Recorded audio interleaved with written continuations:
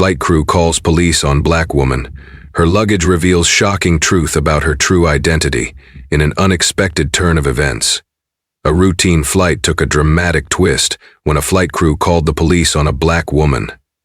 The situation unfolded in a seemingly ordinary manner but quickly escalated, capturing the attention of all on board as tensions rose. The crews stay with us until the end as we explore the journey of a remarkable woman and the lessons we can all learn from her experience. And if this story resonates with you, don't forget to like, share, and subscribe to the channel. Together, let's keep these important conversations alive. Rachel Bennett moved through the bustling terminal with a quiet confidence that turned heads. Her silver-streaked hair was swept neatly back, and her tailored navy blazer exuded sophistication. In her hand, she carried a sleek metallic briefcase that glinted under the bright airport lights. Everything about her presence spoke of poise and refinement, a woman who commanded attention without saying a word.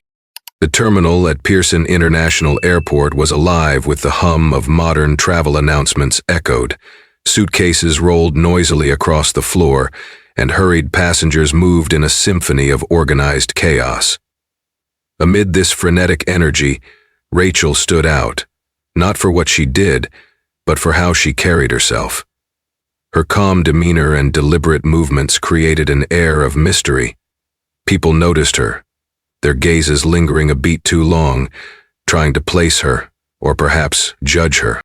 Rachel had felt this kind of attention before, the sidelong glances, the fleeting pauses. It was subtle, almost imperceptible, but unmistakable to someone like her. She'd lived long enough to recognize the unspoken questions behind those looks. Who was she? Why did she stand out? She never felt like she belonged, and she always had access to the Astra ring. As she approached the gate for her flight to Washington, D.C., Rachel stepped confidently into the first-class line. The gate agent greeted her with a polite smile, but her eyes briefly lingered on the metallic briefcase. There it was again, a hesitation, a flicker of curiosity or suspicion that Rachel had seen countless times before. She handed over her boarding pass and ID without breaking her stride, her faint smile unwavering. The woman was perfectly captivating throughout her flight, no one else wavering with her. While she brushed off the moment, Rachel couldn't ignore the subtle tension in the air. It wasn't just the glances or the briefcase, it was the unspoken discomfort she seemed to inspire in certain people. Experience had taught her to rise above it, to let her composure do the talking. But on this particular day, Rachel couldn't shake the feeling that something was different. The whispers, the stares, they felt heavier than usual, a prelude to the turbulence ahead. Rachel approached the boarding gate for her flight to Washington, D.C., her metallic briefcase in hand. The gate agent, a young woman with a practiced smile, greeted her politely. "Good evening, ma'am. May I see your boarding pass?" Rachel handed over her ticket and ID, her calm demeanor unshaken. The agent's eyes flicked briefly to the sleek briefcase in Rachel's hand. There was a hesitation, just a fraction of a second, but Rachel noticed it, as she always did. The agent's smile remained, but her curiosity betrayed her professionalism. Rachel's muscles tightened when he slid the black bag of security clothes from the back and handed it over. The last thing she saw and the name dropped to a confidential. "Thank you. Enjoy your flight," the agent said, returning the documents. Rachel offered a faint smile in return, collected her belongings, and stepped onto the jet bridge. She could feel the familiar unease around her, an invisible tension that followed her like a shadow. It wasn't overt, but it was present in the way people lingered or exchanged glances. Rachel had grown used to it, though she never let it deter her. The first-class cabin was a sanctuary of quiet and comfort. The leather seats and dimmed lighting offered a brief reprieve from the bustling energy of the terminal. Rachel stored her briefcase in the overhead compartment with deliberate care, her movements graceful yet purposeful. As she took her seat, a flight attendant appeared beside her. Diane, her name tag read, wore an overly bright smile that seemed just a little too fixed. "Can I help you with that?" she asked. her gaze lingering on the metallic briefcase. Rachel replied evenly, "No thank you, I've got it." Diane hesitated, her curiosity poorly masked. "It looks heavy. Is there something valuable in there?" Rachel's brow lifted slightly, her tone measured. "Just personal items." The response should have sufficed, but Diane didn't move right away. When she finally walked away, Rachel noticed the subtle exchange of whispers between Diane and another crew member. Their glances in her direction weren't overt, but Rachel had spent enough time deciphering people's intentions to know when she was being watched. Diane returned to the galley, her steps brisk and her smile gone. "She doesn't feel right," Diane murmured to her colleague Evan as she toyed with a coffee stir stick in her hands. "That briefcase, it's sleek, locked, and she's so guarded about it." Evan, busy stacking trays, raised an eyebrow but didn't look up. "She's a first-class passenger. They bring all kinds of stuff. Maybe it's just business." "It's not just the case," Deanne insisted, lowering her voice. "There's something else. She's too calm, like she's hiding something." "What is it?" She glanced down at Willis again, smiling. He felt her eyes on him and was pretty sure it was him. Evan sighed, shaking his head. "You're reading into it. Let it go." But Diane couldn't let it go. The briefcase, Rachel's composed demeanor, and her guarded responses all seemed suspicious in Diane's eyes. Her unease began to fester, growing into quiet determination. Then, one evening in December 2005, Diane said to Diane, "I'm going to serve your family, and you know as well as I do that I'm committed to it." As the plane ascended and settled into cruising altitude, Diane's discomfort only intensified. She whispered to the co-pilot, a middle-aged man with tired eyes, who opened the cockpit door slightly to hear her concerns. "Spot. No sign of—" "There's a passenger in 6A, Diane began, her voice low. "She's carrying a locked metallic briefcase, and her behavior feels off." The co-pilot frowned, glancing briefly into the cabin. "Off how?" "She's different." "Guarded," Diane replied, faltering slightly under his scrutiny. "I think we should alert someone." The pilot crossed his arms, his expression skeptical. "Different isn't a reason to report someone mid-flight. Unless there's a threat, we let it go and file a report after we land." Newton asked the rest, as if there was some debate about whether a threat or a possible excuse would be acceptable company drama. "But," Diane began, only to be cut off by a raised hand. "Unless you have concrete evidence of something suspicious, we leave it alone," the co-pilot said firmly, before closing the cockpit door. Diane returned to the galley, her frustration simmering beneath the surface. She exchanged a glance with Evan, who gave her a silent plea to drop it. But Diane couldn't shake her suspicions. From her seat, Rachel could feel the weight of Diane's gaze. Years of experience in high-pressure environments had sharpened Rachel's instincts, and she knew she was being scrutinized. While she appeared calm, jotting down notes in her leather-bound notebook, her mind remained on alert. She left the room and walked down the hall to the waiting airlock, which had been her private medicine room. The tension was palpable, like a storm building in the distance. Rachel didn't need to look up to know that whispers about her and her briefcase continued to circulate among the crew. She exhaled slowly, reminding herself to remain composed. She caught Rachel's eye, and reminding herself to remain composed. Across the cabin, Diane exchanged a final glance with her colleague before making a decision. Quietly but resolutely, she picked up the intercom phone and requested to speak to a security supervisor once the plane landed. Cortez nodded, signaled for 5 more, and they went back to the private room, where finally Hancock slipped his hand away. Diane stared at Cortez, her lips thinning as she waited. Unaware of the steps being taken against her, Rachel leaned back in her seat and closed her eyes, preparing herself for whatever lay ahead. She had learned long ago that turbulence wasn't limited to the skies. It often came from the people around her. As the plane landed at Washington Dulles International Airport, a voice crackled over the intercom. Ladies and gentlemen, please remain seated as we address a minor security matter. Thank you for your cooperation. Rachel Bennett opened her eyes, her calm demeanor briefly interrupted by a faint furrow of her brow. Years of experience had taught her that the term minor security matter rarely meant something trivial. She cast a discreet glance around the cabin. Other passengers exchanged puzzled looks, some shrugging off the announcement, while others whispered speculative theories. Shortly after 6 p.m., Rachel Bennett opened her eyes, her calm passing off the same contribution. From her window seat in 6A, Rachel noticed the flashing red and blue lights reflecting off the terminal windows. Emergency vehicles were parked near the gate, a stark contrast to the calm inside the cabin. As the cabin door opened, the sound of boots echoed down the jet bridge. Harrison's phone rang in his pocket, and he rolled off the bench and took it from the box. 2 uniformed officers stepped into the plane, their presence immediately commanding attention. The murmurs among passengers faded into silence as the lead officer spoke firmly. "Passenger in seat 6A, please remain seated." All eyes turned toward Rachel.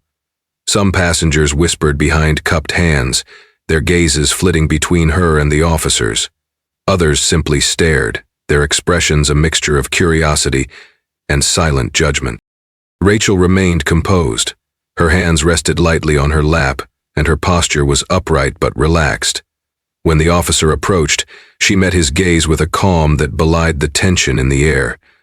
Rachel remained composed until she signed her name. "Ma'am, we need you to come with us," the officer said, his tone professional but cautious. Rachel's voice was steady. "May I ask what this is about?" "It's a routine matter," the officer replied, his words deliberately vague. "Please, bring your belongings." But without a word, Rachel retrieved her metallic briefcase from the overhead compartment. Her movements were deliberate, unhurried, as if to remind everyone watching that she was in control of her dignity, if not the situation. Richard let out a sigh of relief, not wanting Cetra to notice his remorse. As she walked down the aisle flanked by officers, the whispers grew louder. A few passengers wore expressions of concern, but most looked curious, even judgmental. Rachel caught a glimpse of Diane near the galley. The flight attendant's face betrayed a mix of smugness and nervousness. Diane quickly averted her eyes as Rachel passed. She smiled sadly. Rachel was escorted into a private room in the terminal. The sterile walls and harsh fluorescent lighting made the space feel colder than it was. Inside, several officers and 2 airline security personnel stood waiting. The lead officer gestured toward a table in the center of the room. "Place the case on the table, ma'am," he instructed. Rachel complied, setting the briefcase down with care. She clasped her hands in front of her, her expression neutral but watchful. Riley said, "What exactly is going on here?" she asked, her tone polite but firm. The lead officer hesitated. "We received a report about your luggage. We need to inspect it." His eyes narrowed slightly. "A report? From whom?" "That's not relevant right now," the officer replied, avoiding her gaze. "Please unlock the case." Rachel studied him for a moment, the silence in the room heavy with unspoken meaning. Finally, she entered the code and released the latches. The lid lifted smoothly, revealing the contents within. A brief moment of silence, then Rachel's finger touched something. The room fell silent. Nestled inside the briefcase, cradled in a protective velvet lining, was the Presidential Medal of Freedom. Its golden emblem gleamed under the fluorescent lights, accompanied by an official certificate bearing the signature of the President of the United States. Nestling inside the briefcase was the Presidential Medal of Freedom.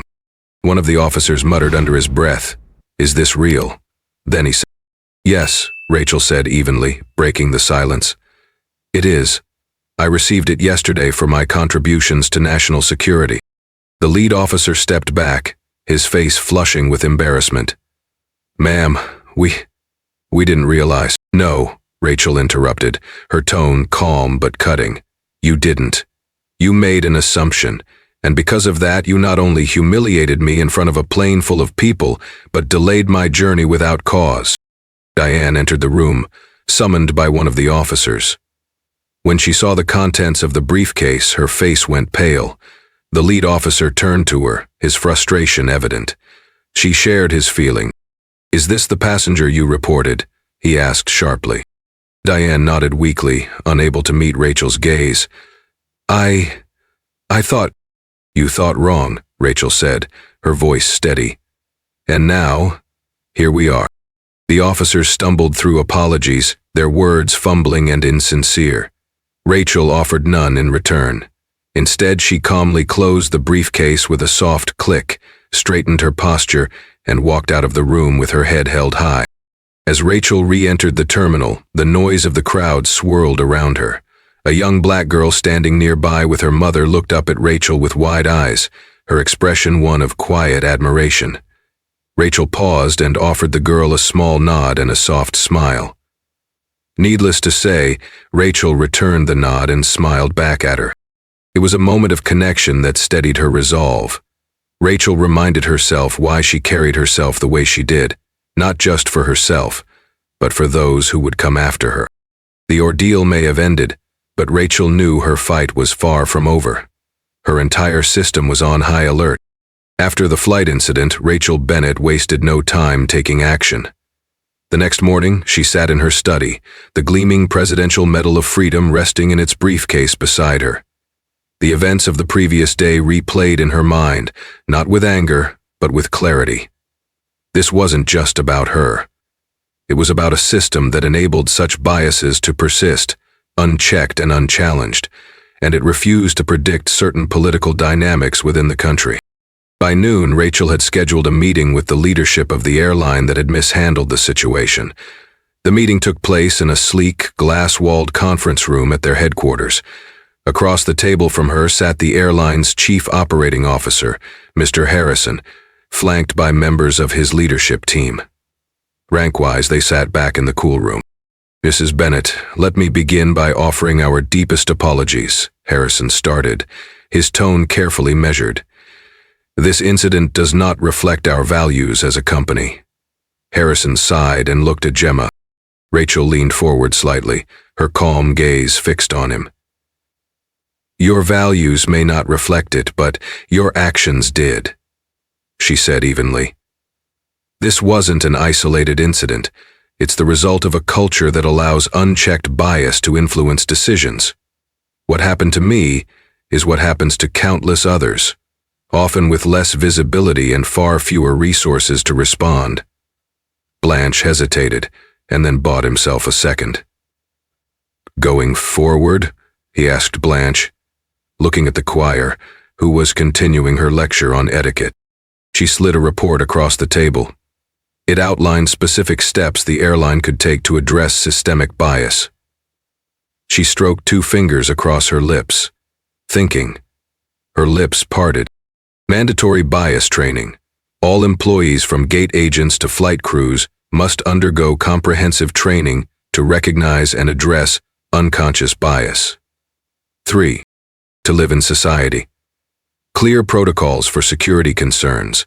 Establish guidelines that prioritize evidence-based actions over assumptions, reducing the potential for discriminatory behavior. Accountability measures. Create a system for tracking and addressing incidents of bias to ensure transparency and accountability. "This is not a suggestion," Rachel said firmly. "It's a necessity. If these steps aren't taken, incidents like this will continue, and the damage to your brand and your passengers will only grow." Harrison hesitated before responding, clearly unprepared for Rachel's directness. "Ms. Bennett, we take this seriously, and we'll review your recommendations carefully." Rachel nodded, her voice unwavering. "Good, because if you don't act, I will ensure this story reaches the people who can force your hand. And trust me, they'll be far less patient than I am." News of the incident had already begun to spread. By the time Rachel left the airline's headquarters, articles and social media posts were circulating about the first-class passenger detained over a locked briefcase. Rachel's story, paired with the image of her receiving the Presidential Medal of Freedom, sparked outrage and a national conversation about bias in air travel. Support poured in from civil rights organizations, public figures, and everyday travelers who shared their own stories of unfair treatment. Rachel received messages from people who said her story gave them hope and courage to speak up about their experiences. But there was also resistance. Some accused Rachel of overreacting, claiming the airline staff had simply been doing their job. Others attempted to deflect the issue, framing it as an isolated misunderstanding. Rachel remained unfazed. She had spent her life navigating and addressing such challenges, and she knew how to keep the focus on the larger systemic issue. Someone said, "Unfortunately, I have to call the microphone again, and we repeat ourselves every 15 minutes. Rachel's advocacy didn't stop with the airline. She used her platform to amplify the voices of others who had faced similar injustices. She partnered with civil rights groups to organize forums and workshops, bringing together passengers, airline staff, and executives to discuss practical solutions for equity in air travel. At one such forum, Rachel addressed a room full of airline representatives and civil rights leaders. She spoke with the same measured calm that had carried her through her confrontation with the police. Several men from the group stopped her. "What? This isn't about assigning blame," she said. "It's about creating a culture of accountability, where actions are guided by fairness and respect, not assumptions or biases. Equity in air travel isn't just good ethics, it's good business. Passengers deserve to feel safe and valued, no matter who they are or what they look like." She closed with the following message: "The situation is serious. We must both decide to act. We must both decide to act." Her words resonated with many in the room. One airline executive approached her afterward and admitted, "I didn't realize how often these situations happen. We need to do better." Rachel's story became a catalyst for a larger national conversation about bias, not just in air travel, but across industries. Public figures and news outlets used her experience to highlight how unconscious bias affects decisions in everyday life. Rachel Bliss takes us inside the mind of a biased friend, from the point of view of someone very different from the rest of us. Her calm demeanor and unwavering resolve inspired countless individuals, particularly young people, to advocate for fairness and equity in their own communities. One particularly moving moment came when Rachel received a letter from a young girl whose family had been mistreated during a recent trip. "You made me believe that people can make a difference," the girl wrote. "Thank you for standing up for all of us." Rachel wrote back, "And thank you for standing up for all of us." For Rachel, moments like this reminded her why she continued to fight. The work was far from finished, but the progress she saw both in policies and in individual perspectives gave her hope. Her memories of missions in Fiji City revealed the progress she'd seen on the world's stage time after time. Rachel Bennett's advocacy had begun as a response to a personal injustice, but it quickly evolved into a movement for systemic change. Through her persistence, she not only held those responsible accountable, but also inspired countless others to question their own biases and demand better from the systems that serve them. Rachel Bennett's ongoing reviews of her campaign platform illustrates the power of humility that leads to small changes that serve them all. The journey ahead would still be challenging, but Rachel was ready. For her, this wasn't just about one flight or one airline. It was about building a world where dignity and respect were not privileges, but rights. Pope Francis bowed his head, his gaze following Rachel's hand as she moved from the plane to join us. Rachel Bennett found herself standing before a packed chamber in the U.S. Capitol. The air buzzed with anticipation as reporters clicked away on cameras and spectators whispered among themselves. The Passenger Dignity Act, a proposed legislation aimed at addressing systemic bias in air travel, had drawn national attention, and Rachel's story had become a centerpiece of the debate. Dressed in a simple yet elegant navy suit, Rachel approached the witness stand with her metallic briefcase in hand. She placed it on the table beside her, its presence a quiet but powerful symbol of the events that had brought her to this moment. The room fell silent as Rachel began her testimony, her voice steady and composed. "Good morning. My name is Rachel Bennett. I stand before you today not as a recipient of the Presidential Medal of Freedom, not as a former intelligence officer, but as a woman who was judged unfairly because of how I look." Her voice clear and calm, her demeanor mirroring that of Rachel. Her words, though calm, carried an undeniable weight.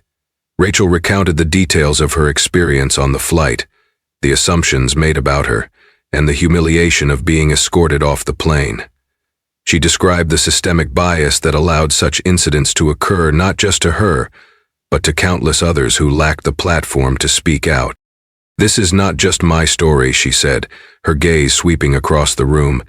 "It's the story of countless others who face these challenges every day. It's about the quiet indignities, the unspoken judgments, and the systemic failures that make these moments possible. We have the power to change that, and we must." The room remained silent for a moment, her words hanging in the air. Then, a ripple of applause began, growing steadily until it filled the chamber. Rachel stepped back from the stand, her composure unwavering despite the weight of the moment. One by one, the minds lulled back to sleep as the woman present glancing at the complex.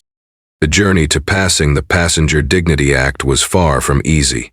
Lobbyists and skeptics worked tirelessly to stall progress, arguing that the bill imposed undue burdens on airlines. But Rachel's testimony had struck a chord. Her story humanized the issue in a way that data and policy arguments couldn't. She said, "Her health care was invaluable. I paid out of my pocket for what I paid for." When the final vote was tallied, the act passed with a narrow but decisive majority. The gallery erupted in applause, but Rachel remained seated, her hands folded neatly in her lap. A faint smile touched her lips, a quiet acknowledgement of the victory, but also a reminder that the work was far from over. Later that day, Rachel stood outside the Capitol, the crisp autumn air carrying the faint scent of fallen leaves. Senator Michael Hargrave, the bill's lead sponsor, approached her with a broad smile. Hargrave gave her a once-over before he spoke. "We did it," Hargrave said, clapping her on the shoulder. "No," Rachel replied softly. "We started it." Hargrave nodded, his expression growing serious. "You're right. Passing the bill is just the beginning. Ensuring it's implemented effectively, that's where the real work begins." Violet huffed. Rachel smiled faintly. "I'm ready." With the Passenger Dignity Act now law, Rachel joined the newly established Civil Aviation Equity Commission, tasked with overseeing its implementation. The work was rigorous and unglamorous meetings with airline executives, workshops for flight crews, and consultations on accountability measures. But Rachel approached it with the same determination and precision that had carried her through her career. The commission declined it. At one training session on implicit bias, Rachel observed a room full of flight attendants and gate agents grappling with uncomfortable truths. She saw moments of understanding flicker across their faces, moments when skepticism gave way to empathy. These were small victories, but Rachel knew they mattered. Her answering machine ticked over, and her phone rang again. "Sir, this is Rachel out there, remember her?" One of the most poignant moments came when Diane Myers, the flight attendant who had reported her, requested to meet with Rachel. In a modest break room, Diane sat across from her, hands clasped nervously. Rachel bit her lip. She didn't think she'd made it so far with Diane's attendance without breaking farther than she had. "Ms. Bennett," Diane began, her voice trembling. "I owe you an apology. I made assumptions about you that were unfair. Since that day, I've been trying to confront my own biases. The training has helped, but I know I still have a long way to go." I walked outside the command conference room and asked the general to delay his conference because I was terrified. Rachel studied her for a moment, her expression calm but thoughtful. Finally, she spoke. "Acknowledging your mistake is a start. What matters now is how you move forward." Diane nodded, tears welling in her eyes. "I promise I won't let this happen again." Rachel offered a faint but encouraging smile. That's all any of us can do. Keep trying. Rachel's work didn't end with the Passenger Dignity Act. She continued to advocate for systemic changes, not just in aviation but across industries. Her story became a symbol of resilience and the power of standing up against bias. As Rachel boarded a flight back to Washington one evening, her metallic briefcase sat securely in the overhead compartment. The hum of the engines steadied as the plane ascended, and Rachel allowed herself a rare moment of peace. The fight for equity wasn't over, but progress was being made, one deliberate step at a time. Zarin and Andrea followed her. Rachel closed her eyes, a quiet sense of satisfaction washing over her. The legacy she was building wasn't just hers. It belonged to everyone who dared to believe in a world where dignity and respect were not privileges, but rights. Rachel Bennett's journey reminds us of the power of resilience in the face of bias and injustice. Her composed response to a moment of unfair treatment sparked a movement that went far beyond her personal experience. By standing firm and advocating for systemic change, Rachel transformed what could have been a quiet indignity into a catalyst for progress. Her story shows that change is slow, often met with resistance, but undeniably possible when approached with determination and dignity. Rachel's fight wasn't just for herself. It was for the countless others who experience similar moments of bias every day. Let Rachel's journey inspire us to question our own assumptions, challenge inequities, and work toward a world where dignity and respect are rights for everyone. This is Christy Kimberly. If this story moved you, let's keep the conversation going. Like this video, share it with someone who needs to hear it, and subscribe to the channel for more stories of courage and change. And don't forget to share your thoughts in the comments below. Together, we can build a more equitable future, one story at a time. Thank you for watching. Let's make a difference, one step, one voice, one act of courage at a time.